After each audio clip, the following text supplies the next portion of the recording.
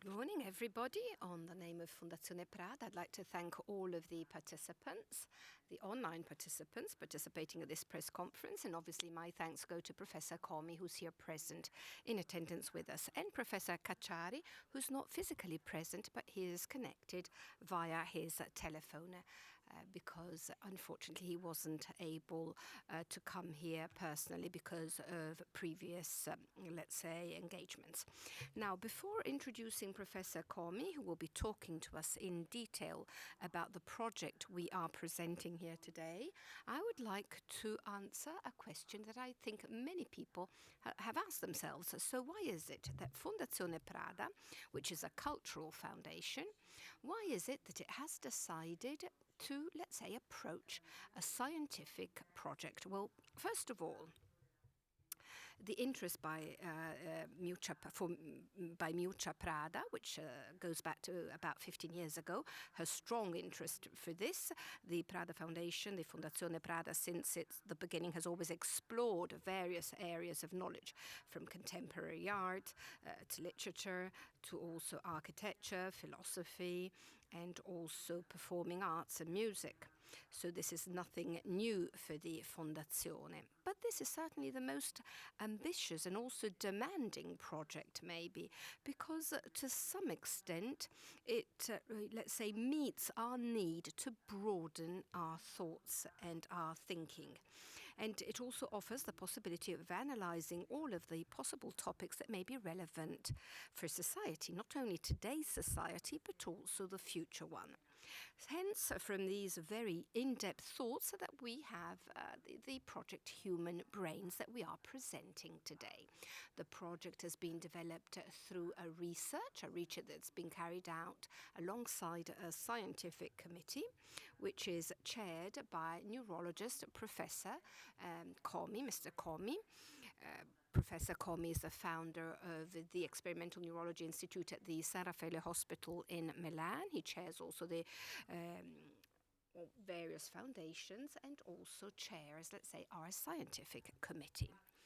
And then we have also, let's say, the other members of the committee, who are philosopher Massimo Cacciari. He is connected via the telephone with us. Then we have neurologist Levi, then the scientific journalist Viviana Casam, and then Udo Kittelman, curator, neurolinguistic Andrea Mora, and neurologist and neuroscientist Daniela Perani. Now, obviously, I'd like to seize the opportunity to thank everybody, not only on behalf of Fondazione Prada, but also on behalf of Miuccia Prada. As I was saying, the interest of the Foundation for the current state of neuroscience is an expansion of its intellectual activities. Now, the objective of this project is to create a very deep dialogue between the cultural sphere and the scientific one. So today, this dialogue seems to be increasingly urgent and pressing because our president is indicating new directions for research, and obviously our present is also challenging us in many different ways. So there's no point in really keeping, let's say, the disciplines separate. On the contrary, the time has come to connect them and to have a convergence for all of these. The starting point is a conviction that culture proceeds with progress and with the changes that occur thanks to scientific knowledge.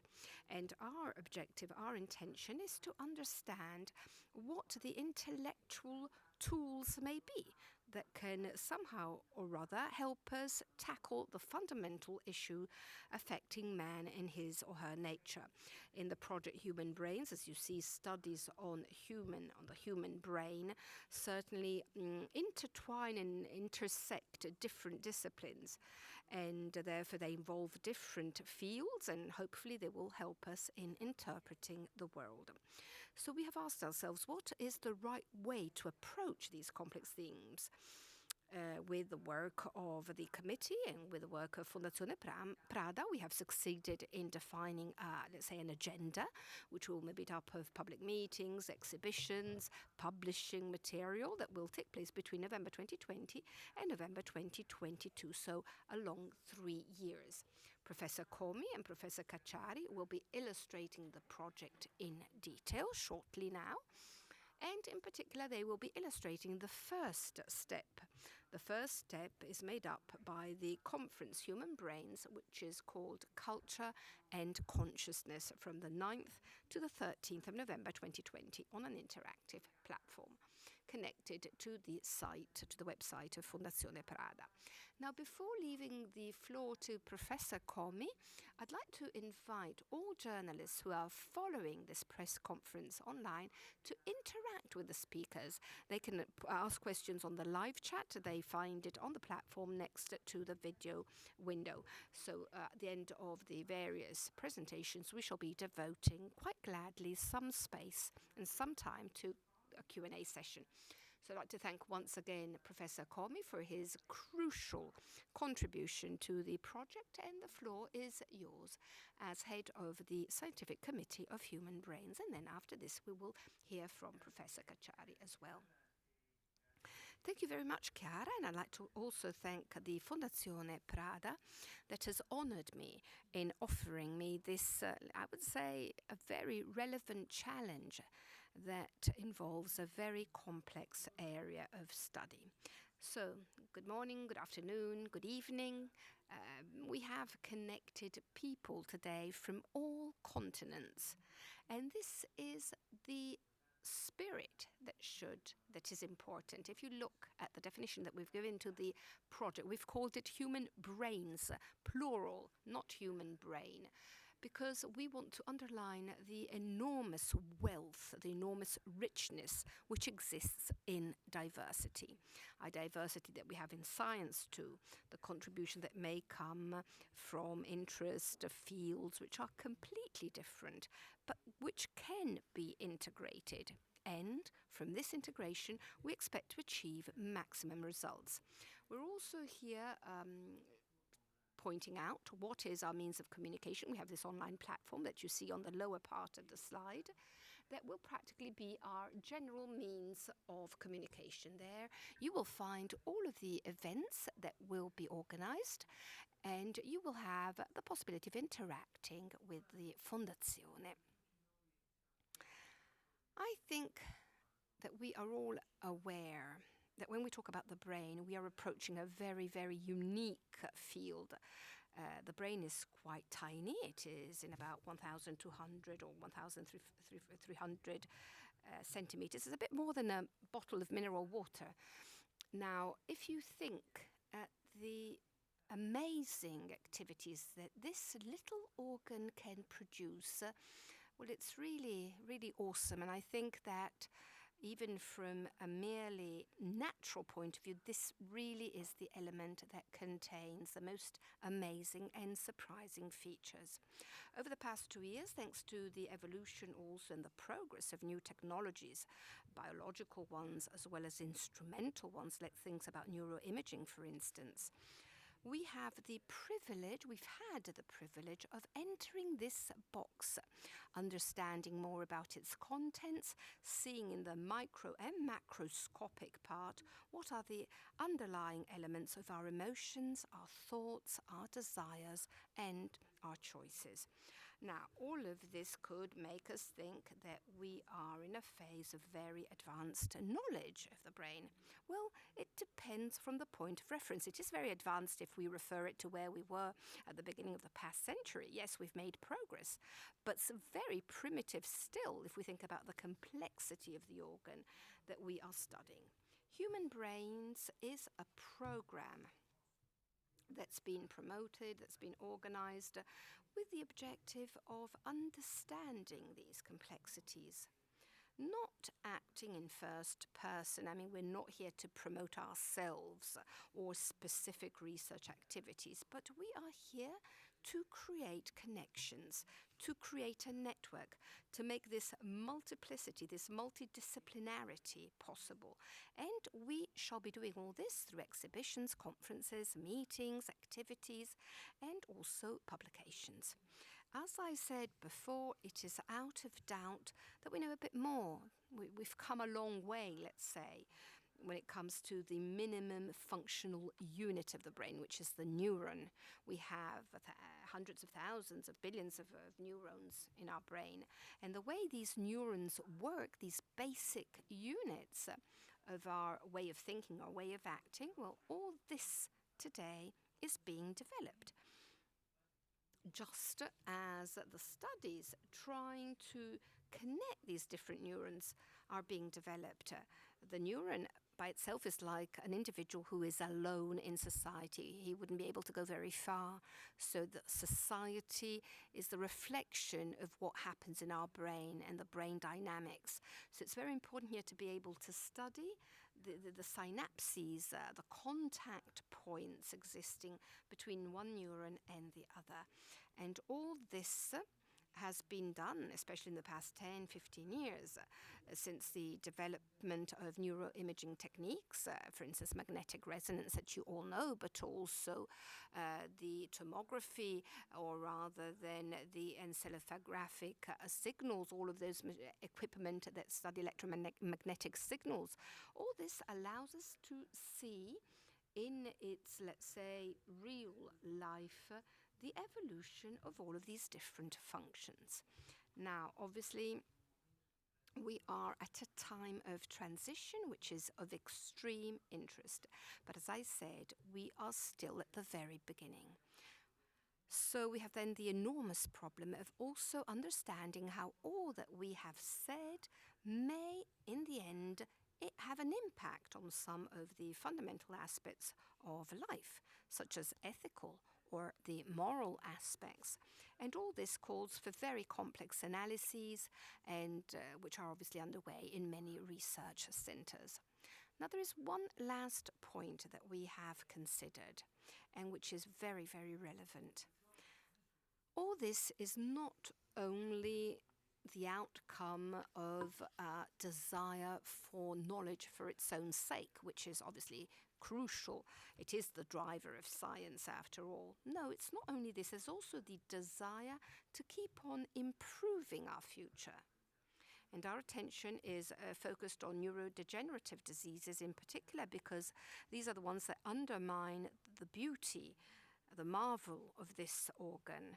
So through our interest, what we want to try and do is the extent to which these diseases disorganize, let's say, what is, let's say, fundamentally organized instead, how the functions are impaired in the brain, what happens when the mind starts, let's say, not working efficiently as it used to. Because in this way, we're able to understand how the brain works. So the study of the processes really helps us understand how the affected body works. But above all, it helps, and we work as enzymes that succeed in promoting in a very coordinated and global manner research activities, which then may be used to expedite process and to offer people new therapies for very severe diseases such as Alzheimer, Parkinson, multiple sclerosis. So this is a project that is obviously multifaceted, but in the end, they're all parts of the same organ, which is the brain. It's just being analysed from different perspectives. Now, who is this initiative addressed to? Well, first of all, it's addressed to the entire world scientific community. Our strong desire is to facilitate this interconnection. And I'd like to remind you all, and I think that many experts know this very well, I'd like to remind you that there are initiatives that are addressed to developing specific research, such as the Human Brain Project of the European Community, or the Brain Initiative, which is in the US, an initiative that's just started, which is very similar in China. Then we have one in Canada as well. So these initiatives do exist, but our desire is a bit different. It's to create that connective tissue, the exchange of information, and exchange and a confrontation between the different projects to understand how to fill in some gaps and make progress. But this is not the only target that we have. Well, any person who may be interested in all this, or maybe I'm saying this because I'm a neurologist. It's impossible not to be interested in the brain. This is what I think. But anyways, we want our language to be understandable. We want it to be addressed also to the non-specialists, because it's always very, very important to preserve this relationship between the community and the sciences. When these two elements diverge, when we lose this interaction between these two, there are risks for societies that may emerge. Now, if we want to get to the practical aspects, what we would like to do is to try and use in the best possible way all of the existing competencies existing in Fondazione Prada, all of the organizational skills, so as to facilitate all of these connection elements that we've just mentioned. And then there's also another very special aspect, which is one of the cores, let's say, of the activities of human brains, which is that of putting together the artistic aspect, so that aspect which concerns all of the things that are connected to our perception of what is beautiful, with all that which is behind. So these are functions that do represent, do account for an aspect of the brain's activity, and a very important one. A basic, a crucial element, which is the common denominator of all of our activities, is scientific rigor. Science is being attacked on many levels, and I think that it's a laudable initiative, not only ours, but also initiatives by many others, to bring back science to the place it deserves in our society. So I think that all these are aspects that we need to bear in mind. We said this before, and this was mentioned also at the beginning by the person who is here with us and who has contributed to a large extent to this activity, Chiara, who's here with us. Chiara reminded us that we have a very important scientific committee that you see represented here. And we need to understand what is the meaning and what are the main features that have, brought them to work together for this project. Well, we have very important linguists, first of all, because words is, let's say, a human specificity. Without words, there would be no culture. So it's a unique feature of humans, and so we need to understand how language works. And we have here Jubina Butalebi, who is, for instance, an expert. Jubina Butalebi, an expert in bilingualism. Then we have Mr. Moro, who worked with Chomsky. He's one of his most illustrious, let's say, the most illustrious student of his. Then we have Massimo Cacciari. Obviously, he needs no words of introduction. We know what his fundamental contribution has been in the world of philosophy, in developing a novel approach to this discipline. Then we have Udo Kittelmann as well, exhibition curator, who has a present and a past of very high standing. He's just left the direction of one of the most prestigious German institutes, and he has been curator of exhibitions at different levels a number of times at the Biennale of Venice, and has also worked with Fondazione Prada in the past. And then we have neuroscientists as Daniela Pirani. Daniela Pirani is, let's say, the neuroscientist that's most highly regarded in our country. Expert of brain neuroimaging, that is how you can enter, how you can understand how the brain carries out its activity. And then we have Viviana Kazam. Viviana is a very famous journalist. She writes on Corriere della Sera. She's co-founder also of Channel 5, and she has operated, she's worked, she has also founded brain circles. These are practically circles of great interest as far as the brain is concerned, and this on an international level. And so we truly have really a working group, which is very, very interesting. I'd like to underline some of the main points that will be characterizing our activity. I'm using the term, main points, because in reality, or nodes as we could call it, because we will have a number, we will have several activities, but these, let's say, are the three main, let's say, core elements where we want to have the various souls of human brains converge. Now, we will get into the details soon. We are obviously, especially for the culture and consciousness, for this online conference, we have planned for the end of next year, we have planned an international symposium in which we shall put around the same table the 13 international research center on neurodegenerative diseases. We go from Yale, King's College, Karolinska Institute, Weizmann Institute in Tel Aviv. The most renowned ones.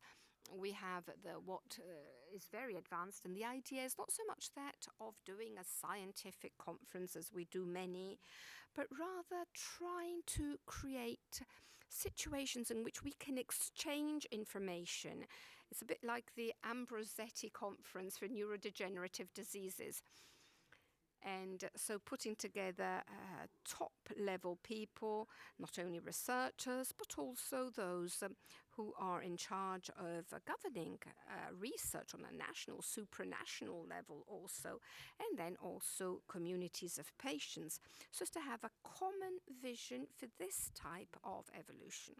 And finally, a presence at the Biennale of Venice we're thinking in 2022 of having this exhibition on the brain at the Biennale of Venice with two aspects here. On the one hand, we will have the representation of what has been since the beginning of humanity, the desire for men to understand themselves. And it's taken a long time for us to be able to place within the skull, the organ, or sometimes we use the expression in Italian that person has a liver to mean that this person is courageous, or we say that person has a big heart, as though it were in the heart that all emotions resided. And sometimes we don't think about it, but it's been the result of the evolution of knowledge. Everything is in our brain, everything, even if the whole body participates, obviously, and this is another aspect that we should never forget.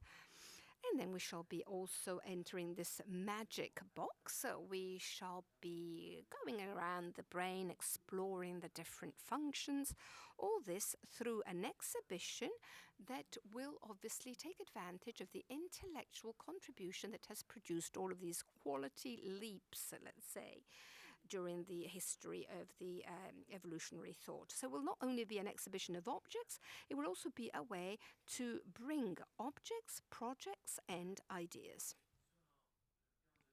Now we have already seen, let's say, what the various stages will be that will be characterizing the development of the brain. It's obvious that we also have the strong desire, as I have said, to be able in the future to transfer the results to something which is operational, so to open up new potentials for the treatment of neurodegenerative diseases that really are such an important aspect to be studied. Okay, so I think that we have to pay attention to all of the various aspects, so the aspects that concern the molecular features of nervous processes, up to the neuron, let's say going up to the circuits, up to the various systems, the system of vision, for instance, of sight, of emotions. All of these aspects will be part of our field of interest. I'm going to close just 3-4 more minutes that I have available, and I will be doing this very quickly to illustrate the first event. The first event, I think, will be called Culture and Consciousness. Because once again, what we want to do is, through a series of daily live streaming discussions from the 9th to the 13th of November, we will always have 2 hours devoted to this confrontation, let's say, to this dialogue between two excellent researchers of the sector, chaired by one of the members of the scientific committee, so as to provide also sort of homogeneity and consistency. Once again, this is the platform that I mentioned before that will be providing you with all of the detailed information. I'm going to show you who the protagonists are for these sessions. Well, the first session will see two researchers who will be debating on the neurobiological basis of consciousness. This image that I'm showing represents practically what we can see today. We see in the different colors that trace out the various nervous pathways connecting the different parts of the brain. But we shall not be only talking about this, and many other things.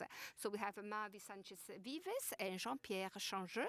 They will be the first two experts who will be participating. Jean-Pierre Changeux really made the history of neurobiology, I would say.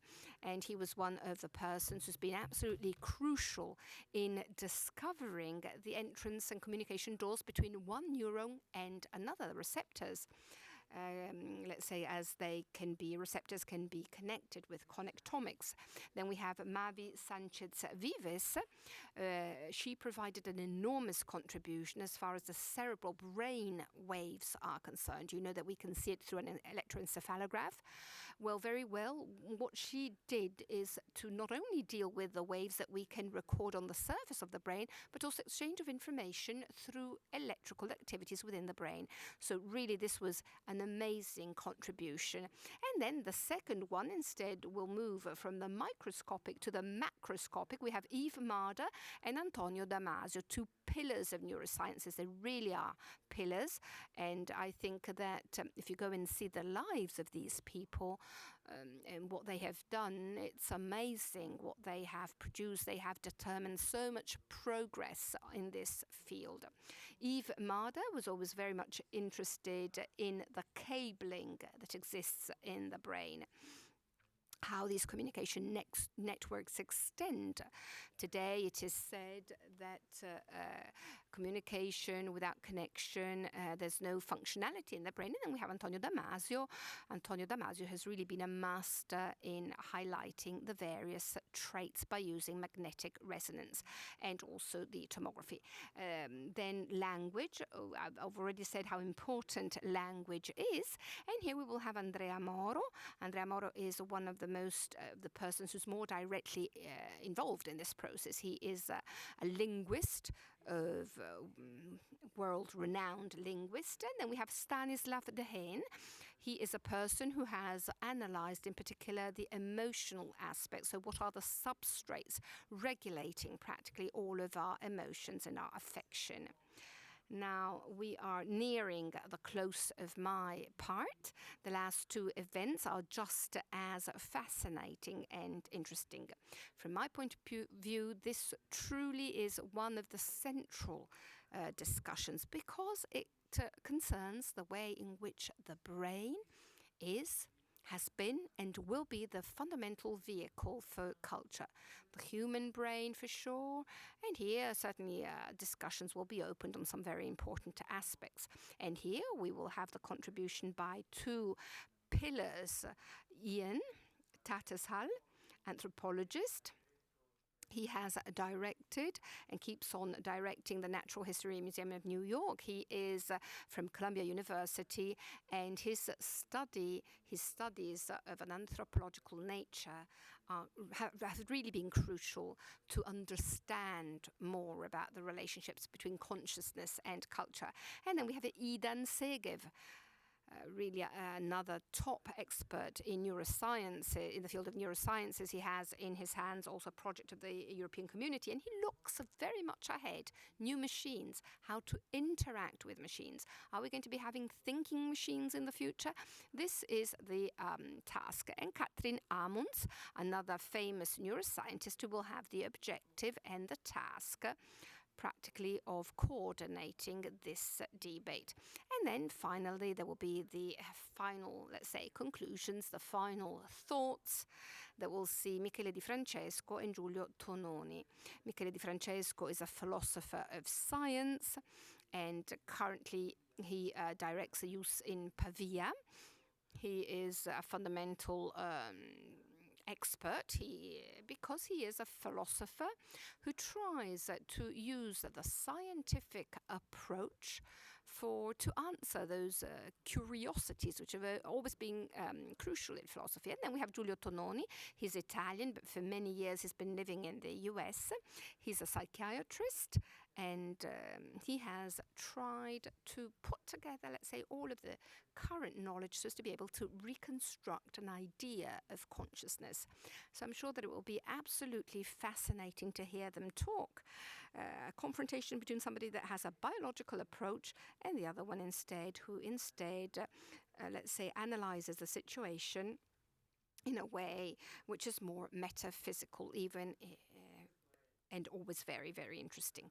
So, and then it will be up to Massimo Cacciari and myself to, let's say, draw the conclusions and close this event. So this is all for me, and I'm going to leave the floor again to Chiara.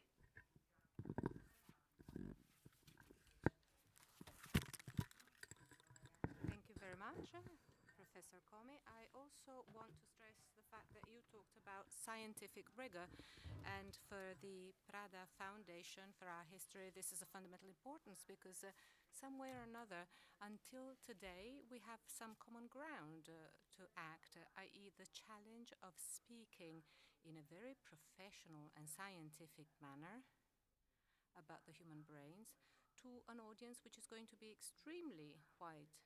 So in this area, I think we'll cooperate really well. I hope being able to provide an intellectual contribution to everybody. We've heard the neurologist. Now we're going to listen to Professor Massimo Cacciari, the philosopher, because as we were saying, the project, the online conference, are based on dialogue between science and humanistic disciplines. So nobody better than Professor Cacciari can introduce this topic. So I leave the floor to Professor Cacciari, and I'd like to thank him once again for his remote presence. Thank you very much. To you, the floor. I am also honored of being part of this group Fondazione Prada has allowed to set up on an extraordinarily interesting project such as the one that has been very well illustrated by Professor Comi. Just a few questions, really, which bring me back to the topic of brain, the relationship between the brain and the mind, the relationship between culture and intelligence and consciousness, which obviously make also the presence of a philosopher of paramount importance. And I'd like to start by saying that knowledge, even though approximate, but the knowledge of the biology, roots of consciousness, and of spirit, we might even say. Mind in English could be translated with spirit, Geist in German, is something necessary to the philosopher. The philosopher cannot ignore all those issues connected with the biology of consciousness. It is impossible to talk about consciousness in an abstract manner for philosophers today. And this is a need which is of ethical ground. The knowledge of this aspect, the knowledge of the biology of the brain and of consciousness is something philosophers cannot do without. It's an ethical duty for philosophers to study these subjects. And this is not something we start to consider today. Suffices to think about certain moments of thinking in our society, to think to which extent the relationship between philosophy and biology and proper science was essential. It's always been essential for Plato, for Aristotle. If we think about Lucretius, the rerum natura, we understand that very many neuroscientists had to study that. Uh, there are many scientists who appreciate, study, read, and try and understand these philosophers. So this is a first point that makes philosophers necessarily interested in the issues raised by Professor Comi, i.e. issues we're discussing in our scientific committee. And then philosophy can also provide a critical contribution to such a debate. This gift of the self, of consciousness, and I'm quoting Damaso, the gift of the self, in its specific private, intimate aspects, the self, the consciousness, well, the self, the consciousness is an individual gift. And it concerns each of us individually. The biological basis is common to all of us, but the gift of the self is very individual. And this singular dimension of consciousness can maybe really be read and understood from the study of the brain. Maybe we can think we might be able to read in the working of the brains, not just the fact that I say I speak, but also how I speak.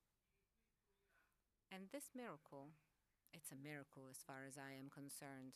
Also our body, the function of our body is a miracle as far as I am concerned. This connection between a multiplicity of lives that makes up our body, well, this miracle, which has nothing which is transcendental because it's our bodily being here which gives us the consciousness. I mean, is this miracle something we can deal with in a reductionistic manner? Well, I don't think so. And we can't even think about this miracle in abstract terms. Consciousness has been considered as a sort of, orchestra director directing the different mechanisms of our neurons, of our synapses, etc., etc. But this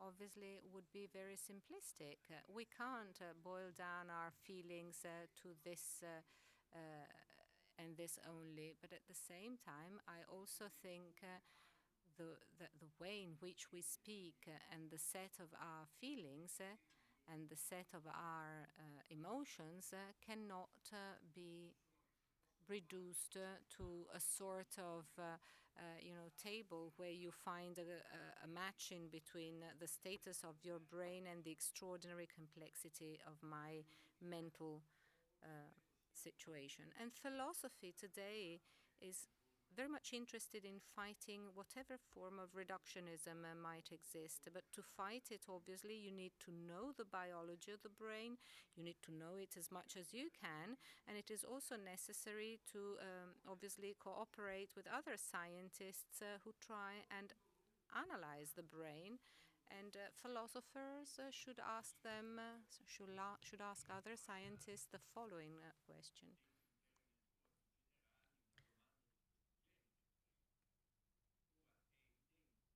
Which is, it is clear, it goes without saying that consciousness is a natural phenomenon.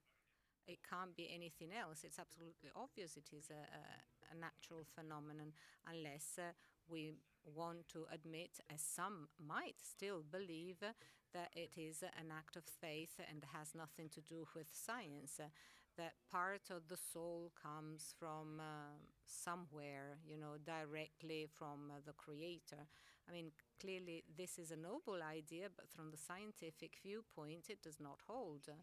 I mean, it's not sustainable, so to speak. So consciousness is certainly a natural phenomenon.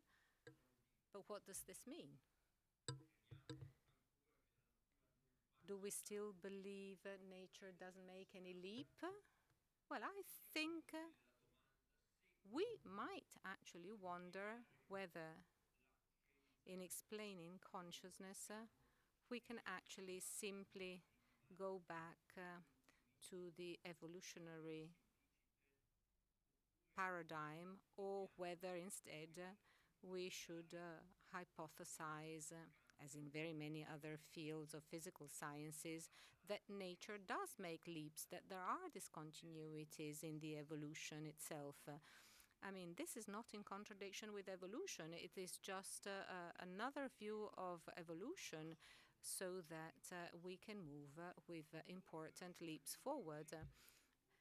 And it'd be naive to think about the causality principle as though, we never had Hume, because some reductionists explain everything in terms of cause-effect, as though we didn't have contemporary physics, which I think is a very important topic for neurosciences, because I think that the conquests of neurosciences are strongly connected from the epistemological viewpoint with some quantum physics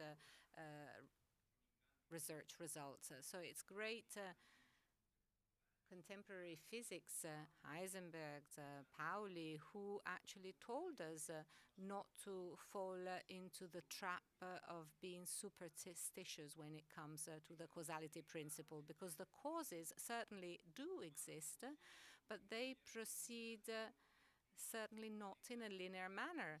Causes do exist, but the whole set of the different causes, does that determine its effect in a deterministic manner? These are all questions which are philosophical and epistemological questions that come from inside the research in the neurosciences field, that are part of the topics Professor Comi has clearly highlighted before. So basically, these brief words on my side to simply state that philosophy today is not useless to science and to scientific research and to the meaning of scientific research. And this type of philosophy, therefore, can find its place, can find its space within such an ambitious project, such as the one Fondazione Prada has decided to support and sponsor. Thank you very much, Professor Cacciari. I would say, Professor Comi, that if you have nothing else to add, maybe we can open the debate, open the Q&A session to all journalists and those who are connected online. We've already received a few questions, so maybe I can start reading them out so that you can answer. Questions are both for Professor Comi and for Professor Cacciari. So I start with you, Professor Comi, given that you're closer to me physically. But anyway, they ask us whether the initiative will directly promote research activities. Well, no, because this is not the main target. The target of this initiative is that of creating a sort of connective tissue, as it happens for the brain, which we've just described, can move from the macro to the micro, a connection, a collaboration amongst different research centers and individual researchers as well. This is the first target. If then from this new initiatives will come, then welcome. If new initiatives that can promote and facilitate research, well, this cannot but be a very positive aspect. Thank you. Then a question for Professor Cacciari. A very complex, a very wide question, but I know he's going to take up the challenge. How can human disciplines dialogue with science? Professor Cacciari. Well, it's what I've just talked about, what I've tried to talk about, what I've tried to say. I mean, we always need to start from the idea that in the history of our civilization, there has, in the great moments that defined our thinking, our way of thinking, we've never seen this separation between scientific and humanistic disciplines. The term philosophy in Greek has the same meaning of episteme, which means science, which we translate as science. So right from the origins of our thinking, right from the pre-Socratic scholars, there was no possibility of differentiating between science and philosophy, the philosophical attitude from the scientific one. It's a 360 degrees research on nature, on physis, and nature is the brain, but also the mind. I mean, what's the mind? An intelligence that comes from angels? Certainly not. I mean, is it the thinking of God? I don't think so. Mind is our thinking, is an element of nature, is part of nature. Consciousness has a biological ground. And you can't talk about consciousness ignoring the biological side of it. And neuroscientists cannot talk about brain without actually understand feelings and emotions. That extremely complex set of feelings and emotions our brain produces. So where is this separation? There are obviously distinctions. None of us can know everything, so obviously you go deeper one way rather than another. But it wouldn't make any sense at all to understand this as a separation. Distinctions is the opposite of separation. I can have a dialogue with somebody because on the basis of my ideas and my perspective, I might be distinct from that other individual. Each real dialogue, each real relationship takes place thanks to distinctions. But these distinctions should never become separate abstractions. It would be dramatic. And it's the drama of our times. Specialization is often considered as something separate from the rest and self-sufficient per se. Specialization can never be self-sufficient by its very nature, and great specialists are extremely open. They are extremely curious people and look at other disciplines with great interest. And this is the main feature of all great scientists. Look at Heisenberg, Einstein. Heisenberg wrote fundamental texts on Greek philosophy. Pauli, who started his dialogue with Jung. I mean, a great scientist never thinks his or her specialism is self-sufficient. So let's stop talking about this legend of the two cultures, which created a real disaster. This idea of the two cultures was a disaster that has certainly badly and possibly mortally weakened philosophy, but certainly didn't even strengthen scientific disciplines. Thank you very much, Professor Cacciari. This idea of connecting different research areas is very important because right from the beginning, also for Fondazione Prada, this is of essential importance. Professor Comi, a double practical question. Well, first of all, they ask us how the Human Brains Project developed. And they ask us also if the conference will also tackle the issue of the effects of coronavirus on the brain, a very current question. Well, that's interesting, yes. The first question is very easy. Like all projects, it started from a set of experiences, a set of skills and competencies, a set of opinions.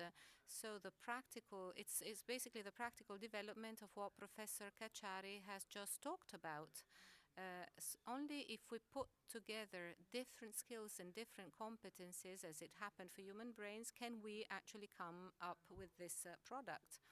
And when I was asked to participate to this project, I was a bit worried. I thought about it for a good while before accepting it because I didn't think I had enough skills to be able to coordinate these activities. But right from the beginning of these activities, I understood that actually using this distributed knowledge, it became possible to develop an interesting project, which is so ambitious. It's a project that doesn't develop out of a small cliche, a small group of people. It's a project that through different researchers, different scientists and different scholars involved, sees more than 50 people involved and representing the different ideas on the brain from all over the world. So the project, at least theoretically, then obviously all projects need to become real actions and show evidence that those actions led to certain specific results. But the fact that so many people were enthusiastic in getting connected with us is something very positive. And I come to the second question. How can we come to COVID-19? When we had to come in contact with the different participants of this community, this scientific community, which is an open community, which is evolving all the time. It's not just a small clique. One of the issues I immediately encountered was the need to clarify to everybody, even though when the project started, COVID-19 didn't exist, that COVID-19, I was saying, has come into our lives in a very deep manner. It has changed our way of being in some cases and of our way of thinking. And so obviously it'll have an impact on all aspects, including those we're discussing about here. And one of the reasons why I found such a positive answer was we really need to start again. This need must, in fact, be assigned to initiatives and projects such as this, which try and develop a different vision when it comes to the evolution of culture. The great revolution of last century, during its last part, was that of developing research not just on the work of an individual scientist, but on a network of scientists. And this made the difference. Today, no researcher might even envisage. It'd be very hard times for Galileos today because, the idea of making one of those quality leaps Professor Cacciari talked about individually, given the complexity of the needs, also technical needs, is becoming practically impossible today. So we think human brains, well, some might say it was a chance, but maybe not. Human brains develops now with a strong connotation that of relaunching and facilitating a different way of interacting amongst different disciplines. Thank you very much, Professor. I answer a question which is even more practical, in fact, i.e., will the conference be for free or and whether it will be possible to participate remotely. Obviously, the conference is going to be for free, gratuitous, and I invite all of those who are interested to get connected to our platform, humanbrains.fondazioneprada.org. Starting from next week, you'll find all the information, the program, the agenda, etc., etc. These conferences will start at 7 p.m. and go on until 9 p.m. The audience can participate via the chat, but will not have a chance to get connected live. So get connected between 7 and 9 p.m. from the 9th to the 13th of November. One last question for Professor Cacciari and to you, Mr. Comi, which is very interesting.